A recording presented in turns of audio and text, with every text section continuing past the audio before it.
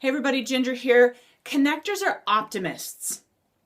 Do you look on the sunny side? Do you look for the silver lining? Do you make things happen?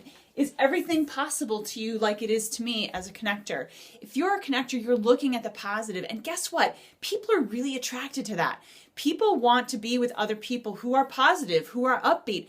These people aren't head in the sand ostriches. They know what the real world has to offer and what's going on, but that doesn't stop them from looking for the positive, for being that positive force for good. I tell you what, if you're a connector, be a positive person. If you're a connector and you're negative Nelly, get the hell out, because we don't need any more of that. Shift your ship or get off.